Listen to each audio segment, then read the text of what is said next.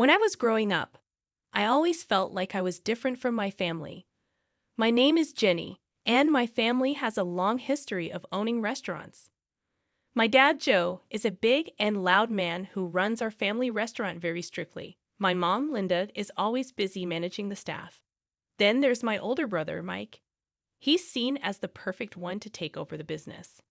I remember one night at dinner, the smell of Dad's famous roast filled the air. Mom was excited about a new recipe they were trying. She asked me if I'd like it because it had a fancy herb I enjoyed. I mumbled my answer while picking at my food. Mike laughed and said, "Who cares about herbs? The real excitement is the new grill Dad's getting for the restaurant." Dad nodded, looking at me, and asked when I'd start showing interest in the restaurant. I felt small and unsure, saying I liked being outside with plants and stuff. Mom and Dad didn't understand. They thought I needed a real job to fall back on. I'd always felt a knot in my stomach during these conversations. But there was one person who understood me, Grandma Rose. She lived in a small house with a beautiful garden. She was gentle and patient, unlike my parents. I often went to her house to escape the talk of the restaurant. One day, I found her in the garden, and she asked me to help plant tulips. I asked her why Mom and Dad didn't understand my love for plants. Grandma Rose looked at me with her wise eyes and said that my parents just wanted what's best for me. But they don't see the world like we do. There's magic in these plants in the earth. It's okay to be different. Grandma Rose's words resonated with me. Even as the pressure from my family grew, I clung to her wisdom. Mike, my brother, often teased me, calling me the gardener in a mocking way. His friends would laugh along, but I just brushed it off. They didn't understand the beauty I saw in every leaf, the peace in the morning dew. But I did, and when my hands were in the soil, I felt like I belonged. High school graduation felt like a crossroads. While my family buzzed with excitement over Mike joining Dad at the restaurant, I felt like a spectator in my own life. One evening, as we gathered in the living room, Dad talked enthusiastically about expanding the restaurant. He praised Mike for his upcoming role. Feeling invisible, I fiddled with a loose thread on the couch until Mom's sharp voice snapped me back. "What about you, Jenny? Ready to step up?" she asked, suggesting I work at the restaurant. It was now or never. "Actually, I'm not going to work at the restaurant. I'm going to study landscape design," I said, barely above a whisper. The room fell silent. Dad's face turned red with anger. "Landscape what now?" he barked, dismissing it as no career for me. Mike sneered, suggesting I just plant flowers for a living. My cheeks burned with embarrassment, but I stood my ground. "Yes, actually, that's exactly what I'm going to do. I'm good at it, and I love it," I declared. Mom looked confused and worried, urging me to be sensible. But I felt a surge of defiance. "It's not just playing in the dirt, Mom. It's creating something beautiful, something real. I'm not asking for your approval. But I am telling you, this is my decision," I asserted firmly. Dad slammed his hand on the table, his voice booming with anger. "If you choose this foolishness, you're on your own. Don't expect any help from us," he warned. I felt a knot in my stomach, but my voice remained steady. "Fine, I'll do it on my own." Grandma Rose, who had been quietly knitting in the corner, finally spoke up. Her voice was calm but carried weight. "Joe, let the girl follow her heart. She's got a gift, and it would be a sin to waste it," she said, her eyes fixed on Dad. Dad let out a frustrated grunt, turning away. "Fine, do what you want. But don't come crying to us when it all falls apart," he muttered. As I turned to leave the room, my heart pounding, Mike called out after me with sarcasm, "Good luck, gardener. Let's see how far those flowers get you." Stepping into college life felt like diving into deep water. It was thrilling yet daunting. I, Jenny, was far from the familiar paths of my family's expectations, ready to carve my own way in the world of landscape design. I still remember the buzz of the first day in class, the room swirling with the energy of eager students. I found a spot in the back, trying to shrink into the shadows. That's when Zoe, a girl with fire engine red hair and eyes full of mischief, dropped into the seat next to me. "Hey there, newbie. I'm Zoe. a first-timer in landscape design. She introduced herself. I gave a shy nod. Yeah, I'm Ginny. It's all a bit overwhelming. So's laugh was loud and genuine. You'll fit right in. Wait till you get your hands into the real dirt. It's epic. What dragged you into this world? She asked. I hesitated, the memory of my family's disapproval still fresh.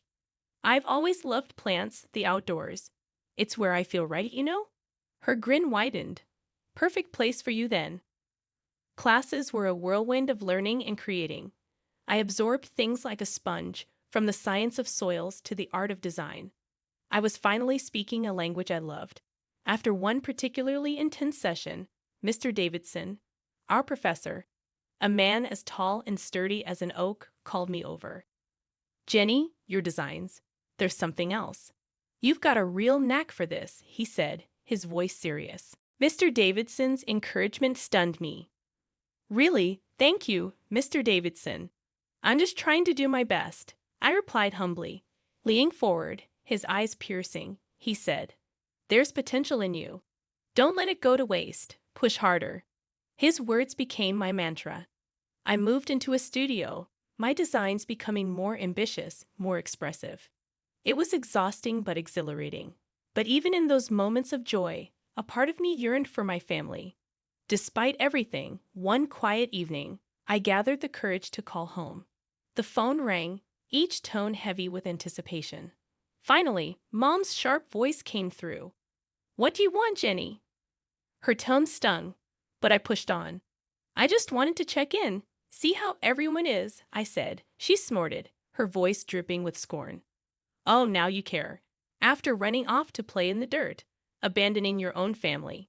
Clenching my teeth, I fought to keep my voice steady. I didn't abandon anyone, Mom. I just chose a different path. Her laugh was bitter. A dead-end path, you mean? Don't expect us to be here waiting when it all crumbles around you. The call ended soon after, leaving a sour taste in my mouth, but also fueling a fire in me. I dove back into my work with a new intensity, determined to prove not just to my family, but to myself that I was on the right path. Life has a way of throwing curveballs, and mine came in the form of a phone call during my final year of college. It was Aunt Clara, my mom's sister, her voice shaky and strained. Jenny, it's about your Grandma Rose. She passed away last night, Aunt Clara said, her voice cracking with emotion. I felt the ground slip away beneath me. Grandma Rose had been my rock, the one person who believed in my dreams. Losing her felt like losing a part of myself. The funeral was a somber affair. My family was there, all stiff and formal. Dad, Mom, and Mike looked like strangers to me. After the service, I overheard Mom talking to Aunt Clara. I still can't believe she left that house to Jenny. What's she going to do with it? She can barely take care of herself, Mom said, her voice dripping with disapproval. I felt a surge of anger, but I bit my tongue. I didn't want a confrontation, not there, not then. The will reading was a few days later. Grandma Rose had left me her house, the beautiful garden haven where I had spent countless hours. My family was shocked, their whispers sharp as thorns. Why would she leave it to Jenny? She's never around anyway, Mike muttered under his breath. Dad's face was like thunder. This is ridiculous. That house could have been sold, put money into the restaurant, he said angrily. I stood up, my voice steady but firm. Grandma knew I loved that house, that garden. It was where we spent so much time together. I'm going to keep it, just as she wanted. Mom's response was cold and harsh. So you're just going to live there alone? Playing in the dirt? What a waste. Their words stung. But I had made up my mind. I moved into Grandma's house, immersing myself in the garden she had loved so dearly. I started renovating the place, pouring my heart into every plant, every flower bed. As the months passed, I transformed Grandma's garden into something truly special. It became my sanctuary, a place where I could be myself, away from the judgment and expectations of my family. The day the invitation to Mike's wedding arrived at my doorstep was a day of mixed feelings. It was a fancy piece of paper, golden letters against a white background, representing a part of my life I had left behind. Staring at it, I felt a storm of emotions churn inside me. I decided to go, but on my terms. I dressed in a way that felt true to me, elegant but simple, a far cry from the dirt-stained clothes I used to wear. As they entered the restaurant, the sights and sounds of my past life engulfed me. Spotting my family across the room, Mom, Dad, and Mike, all dressed up and looking like a picture-perfect family, I braced myself and walked over. Jenny, I didn't think you'd accept the invitation. Mom's voice was sharp, cutting through the noise. I came to see Mike get married. It's a family event, isn't it? I replied, trying to keep my voice level. Mike glanced at me, his smirk familiar and unwelcome. What's the matter? Ran out of bushes to trim. Decided to play dress up for a change. I felt a familiar sting, but I brushed it off. I'm just here to wish well, Mike. It was then that his bride, a tall woman with a haughty look, chimed in. Oh, this is the infamous gardener sister. Did you manage to scrub the dirt from under your nails, dear, or is it your natural look? Her words were sharp and mocking, hanging in the air. I clenched my jaw, refusing to let her see how deeply they cut. I clean up just fine, thanks for asking. Congratulations to you both. Dad's eyes were cold, his voice colder. Your being here doesn't erase the past, Jenny. You chose your path. Their words were like thorns, but I had grown a thick skin. I'm not here to rehash old arguments, just wanted to wish Mike a happy married life. I was quickly ushered to a small table in the corner, away from the family. Sitting there, I could feel the curious stares and hushed whispers. That's the gardener, they whispered, the black sheep of the family. But as I sat there, a sense of pride welled up in me. Yes, I was the gardener, the one who had dared to follow her own path.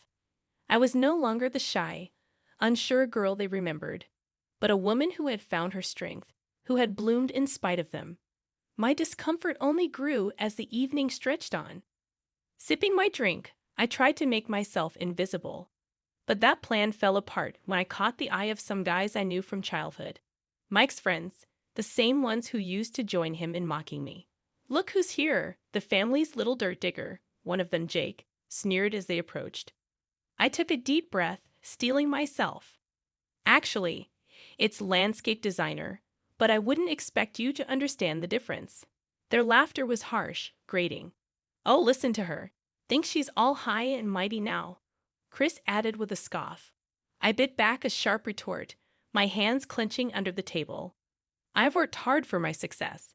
My job is more than just playing in the dirt. Their amusement was cut short when an elderly man at the next table interjected, his expression growing increasingly disapproving. I've seen this young lady's work. The new park downtown, that's hers. It's outstanding, shows. The group was visibly taken aback, their smugness faltering. Muttering under their breath, they slunk away, their egos bruised.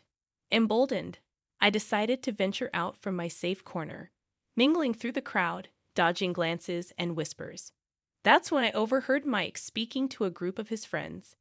She's always been the odd one, more into her plants than real work, Mike said, his voice laced with a mix of amusement and disdain. His friend laughed loudly. Every family's got its black sheep, huh? Their words were like a slap, raw and stinging. I walked away, my heart pounding, reminding myself that their opinions didn't define me. As I weaved through the crowd, I'd bumped into my cousin Lucy, a quiet presence in our loud family. Hey, Jenny, I've seen some of your designs. They're really something, she said, her voice sincere. I managed a small smile. Thanks, Lucy. It means a lot, especially today. Lucy looked at me, her eyes understanding. I never agreed with how they treated you. You're doing amazing things. I'm glad you stuck to your path. Her words were a small comfort amidst the thorns of the evening. We chatted briefly, a momentary respite from the tension. As Lucy drifted away, I returned to my corner, feeling the weight of the evening. The loud music, the clinking glasses, and the bursts of laughter around me felt like they were happening in a different world. I sat there, sipping my drink, longing for the celebration to end. The wedding night was winding down, its fancy aura overshadowed by my own tangled feelings. Just when I thought the night couldn't get any more surreal, the mayor, a distant relative of Mike's bride, took the stage for his speech. "Ladies and gentlemen, it's a delight to be here," he began, his voice booming across the room. "But tonight, I want to highlight a special guest among us, a true star in the world of landscape design, Jenny." Hearing my name, I almost choked on my drink. I stood up hesitantly, feeling like a deer caught in headlights. The mayor beamed at me. "Jenny here is the brilliant mind behind the transformation of our city park. She's a celebrated landscape designer who's won multiple awards for her incredible work. Let's give her the recognition she deserves." The room erupted into applause, a sound that felt foreign to me. Glancing at my family's table, I saw their faces, a mix of shock and embarrassment. Mike's bride leaned towards him, her voice dripping with disbelief. "Is he talking about your sister, the gardener?"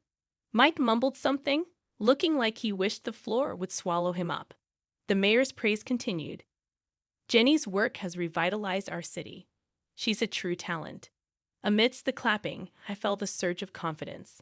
The mayor's words were like a light, dispelling the shadows of doubt and scorn from my family. Then, seizing the moment, I decided to speak up. "Thank you, Mayor, for your kind words.